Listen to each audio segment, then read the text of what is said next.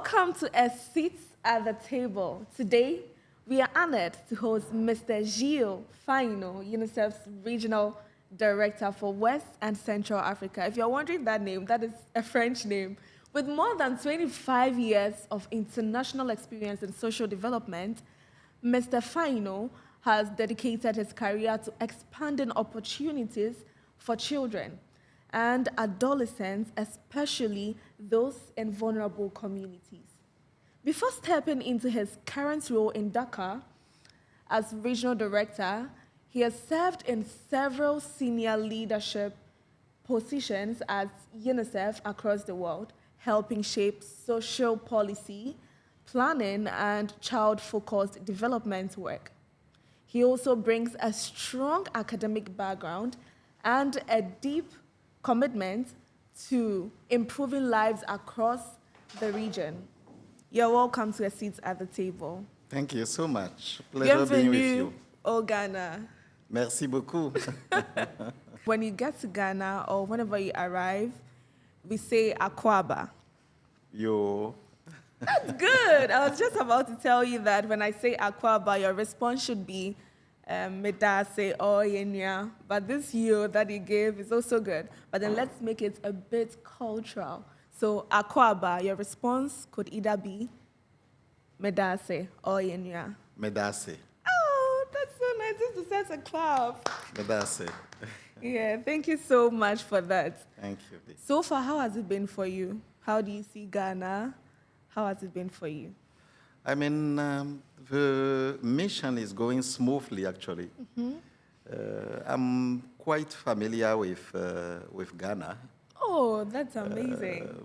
30 years ago, my wife used to go to school in Ghana. Hey. So as young Africans, I was visiting Ghana very often until we got married. And I started working with UNICEF 26 years ago. Yeah. That's nice. You know, all along I was thinking this is your first time or probably your second time. I am also aware that in the beginning of your journey or your career, you started as a researcher on macroeconomics. Exactly. And then you went ahead to become a national officer for UNICEF in your country. Mm-hmm. Mm-hmm. Now, how did it move from a world of data to a world of children advocacy? You would want to know that. I mean, thank you. I mean, since I was born, and as a young person, my objective has always been to lead. The childhood was a bit difficult, but I find my way through. I remember that I was out of school for a couple of years, actually, due to some difficulties, some family difficulties. But that situation did not pull me down. It gives me the energy to even go further. Okay. So I was lucky enough to be offered a second chance. So I went back to school, and I ended up by doing mathematics and then statistics. I got a good scholarship from European Union, actually. I went to a good school, and I ended up by being an engineer in statistics and economics. And that's how, after being admitted in one of the best organizations, the UN Secretariat, I ended up 26 years ago with UNICEF.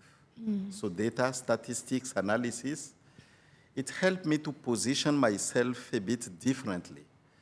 Because when you own data, then you understand the situation, and that understanding can help you to come up with original solution for problems. Yeah. And that's how slowly, I moved from a technical field to a managerial and leadership position, actually. The first time, I was offered a job in Congo, Democratic Republic of Congo, and Afghanistan, and I took Afghanistan. I know Afghanistan was extremely complicated. First, it's not my first language, because in Afghanistan, they don't speak French. I didn't go to English-speaking school, so it's true that I learn a bit of English, I can understand, I can express myself. So that's how I was offered. I went to the test and I got both Democratic Republic of Congo and Afghanistan. I was asked which of the country I prefer, and I jumped into, my Afghanistan time. I spent more than 2 years there. I went through difficult time in Afghanistan, very, very difficult time. I cannot, explain to you all what happened there, but I came out of this with a lot of experience. I came out of this with resilience, and in any kind of environment, in any kind of situation, I'm sure I will survive. There wouldn't have been any better blend than this. So, right, I would want to know, what 3 things would you want to share with me that you think people do not know about yourself? One thing is that, yes, I study. I'm graduated in statistics and economics, but I'm also graduated in law, constitutional law. Ooh. And apart from that, I also did management. So I spent 3 years during my student time, go to school, go to university in Africa.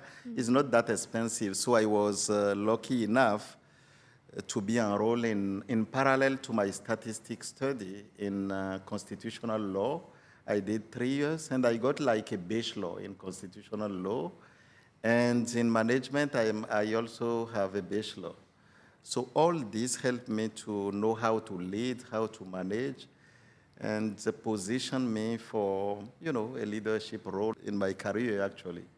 Because at the end of the day, to be able to make a difference and to get special position, you need to be very specific. You need to do something that is different from all what others are doing. And that's what I learned very early in my life. Try to be different. And when you are different, then, you can have better opportunities. I have 16 siblings. And that also helps you to know how to maneuver, because life has not necessarily been easy. Yeah. Exactly. So you worked in places like Benin, Afghanistan, Mongolia, Burundi, and in the US. So how have those different experiences from those different countries shaped the way you look at opportunities for West and Central African children? First of all, if you want to lead in the United Nations organization, you need to be very familiar with multicultural environments. So I was born in Benin, but I had the opportunity to work in Burundi. As you said, I had the opportunity to work in Afghanistan, in Mongolia, in the US. And that helped me to embrace that multicultural reality. And it helped me to lead a multicultural team, because we are very different. And you need to know how multicultural environments function, and that helps you to lead and to get results from big teams. Because at the end of the day, you need to understand how it functions to be able to bring them together and to be able to produce the solution that children need. Because we are in a world that is extremely complicated, so the solutions need to take into consideration the complications. And that solution comes from the team, actually. So you need to offer the environment that help a multicultural, diverse team to produce solutions that is appropriate for the problem our children are facing. And as you said, West and Central Africa is home to 24 countries, very diverse countries. You have countries like Ghana, peaceful, democratic countries. Of course, there are some challenges, but it's different from what you can see in Central Africa Republic. It's different from what you can see in Democratic Republic of Congo. It's different from what you see in Niger, in the middle of the Sahel. So you need to be able, and you need to have a background that help you to understand that very diverse a contest. And that's what I learned during my career across continents. So, can you share with us some examples of the kind of, let's say, challenges of experiences you've had in a few countries, probably two or one, that you've been able to compare to work out a solution? I mean, for example, I was in Burundi 21 years ago, 21 years ago. Burundi was coming from the war. So the contest was a post-conflict contest. When you are in a post-conflict contest, what is important to do is really some recovery activities because, you know, the contest is post-war. So the communities are now recovering. They need to go back to school. You need to strengthen capacity. It's not only saving lives, but they are coming from the war, so the recovery is what is the most important. So you need to support governments and communities to bring back social services in general, school, health facilities, a playing ground for children, protection. And when I went to Afghanistan, Afghanistan was in the middle of war. So in that kind of context, what you care about is to save lives. So what is important is not to think a lot, but what is important is to very quickly to find your way to bring in the supply that the community and the population needs so that you save lives. That's what is urgent. When after that I went to Mongolia, Mongolia was going through a very high economic growth, 17% of economic growth at that time. It was the highest economic growth in the world. So when you are in that kind of context, what is important is not to save lives. Okay. What is important is not a recovery activities. What is important is really development activities. They don't need money from UNICEF. They don't need money from international organization, but they need you to provide them with technical advice that can help them to know how to use and the best way to use their own money. So you come with policy advice, you come with suggestions, you come with what they can do to scale up and to be able to, you know, to find good activities. When you move from contest to a different contest, it helps you to have the background that you need to lead a complex region.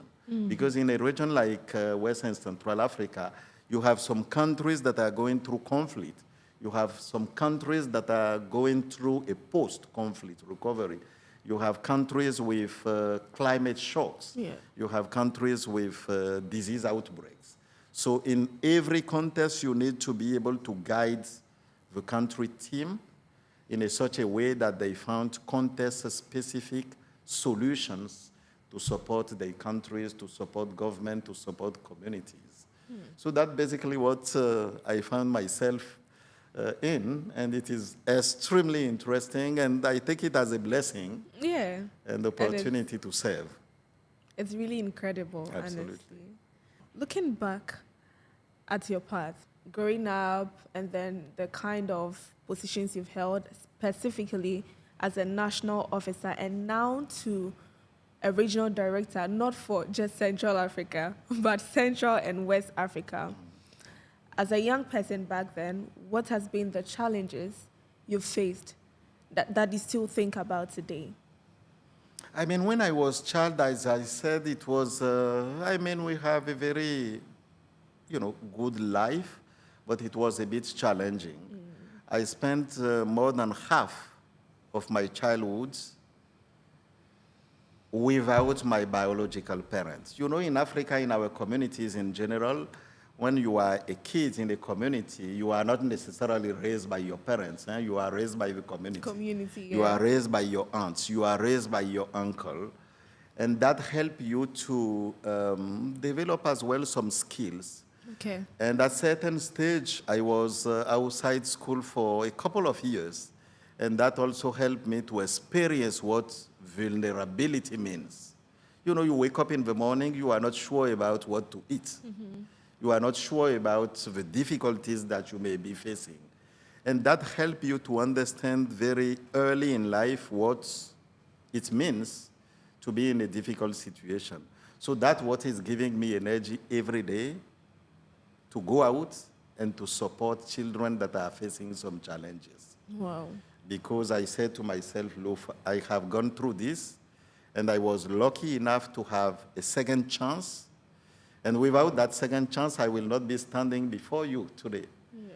So, we need to find the way to offer every child, especially when they are going through difficult time, a second chance. And when I'm leading a team, it is also my role when we make mistake within the team to find the way to offer another opportunity to the person. Because without taking risk, of course, we cannot succeed, right? And if you want to innovate, if you want to encourage innovation in your teams, you need to accept the risk. You need to accept failure. As well as you accept success, you need to accept team members to fail. And that's what helps you to, trust your team, and the team will trust you. And they will not be afraid of making mistakes because, at the end of the day, that's what helps you to succeed, right? Now, specifically, what advice are you going to give to young people and children as well watching you and wanting to start their career? What advice would you give them? First of all, you need to work hard. First of all, you need to work extremely hard. You need to be determined in life. If you have a dream, you need to make your dream true. And for me, that is what is important in life. Find the way, assemble all the support you need for your dream to become true.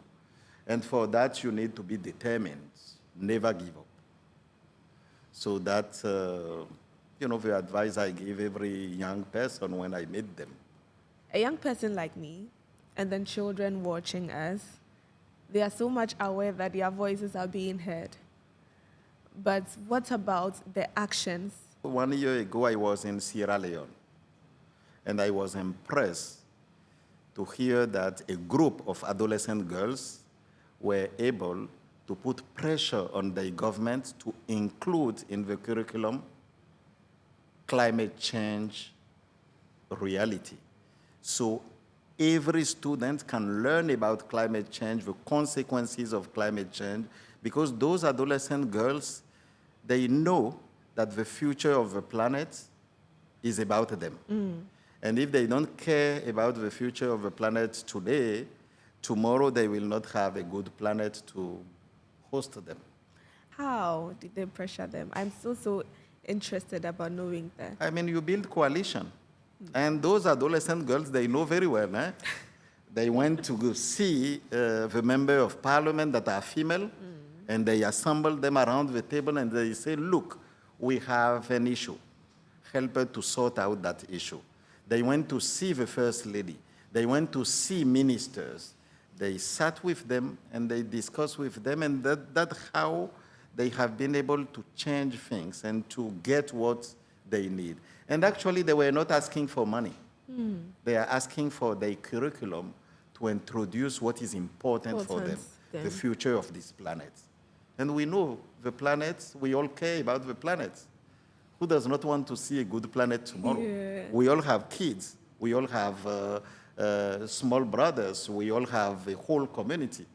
So they find the way to raise their voice, to put the issue on the table, and they were lucky enough to be heard. I saw a snippet of the West and Central Africa Girls Summit that was hosted last year on YouTube, and I must say it was so amazing, so beautiful, very incredible. The fusion of culture and then bringing together girls from both Central and West Africa made it so nice. What really sparked your interest in that? And so far, what doors have been opened for young people who were able to attend such a program?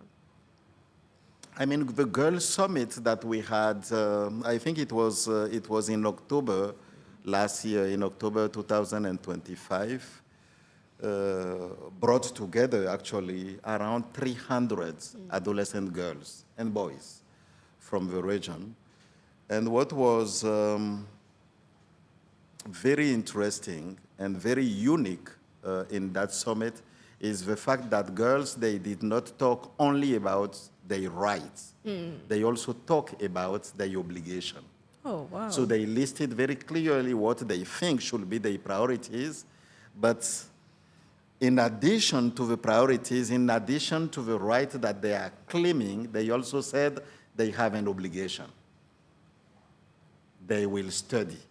They list the rights, but they also listed the obligations. And they put in place a mechanism for them to follow up on all those things, not only the right, but also the obligations. And when they went back to their countries, they have been able to assemble a coalition of supporters around the Dakar Declaration. For example, in Ghana, if I recall correctly, they were able to present that the Declaration of Dakar.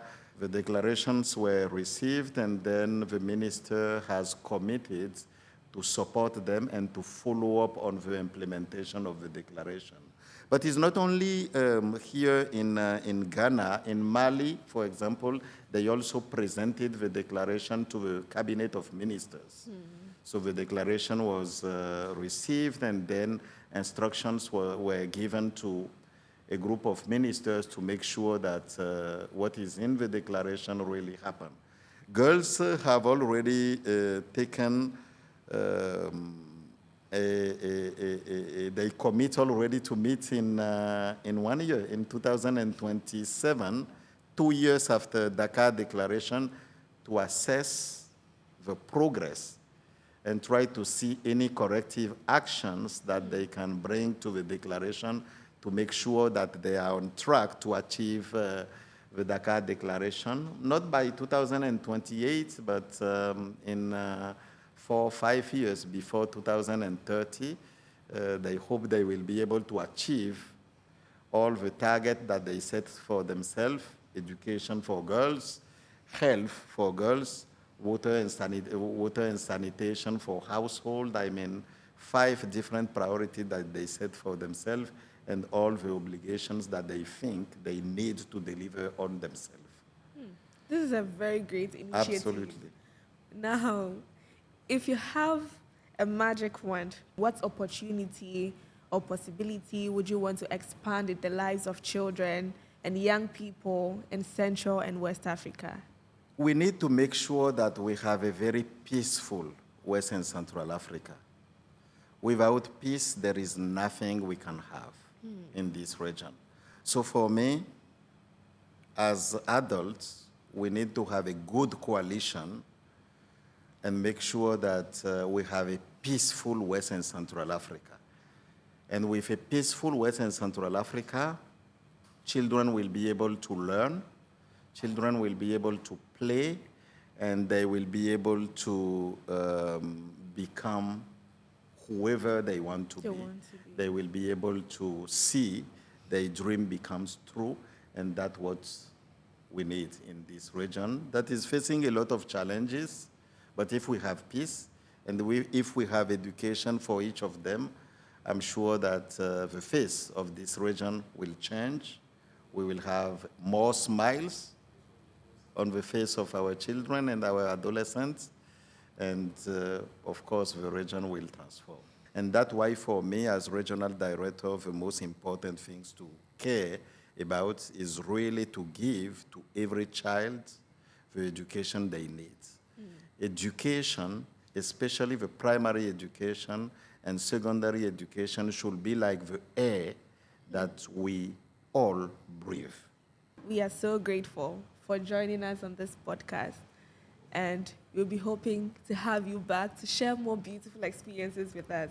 We really enjoyed it. Personally, I enjoyed it. Thank you. And to my viewers, it's been a really interesting conversation between me and then the Regional Director for Central and West Africa. Thank you so much for joining. We'll see you next time.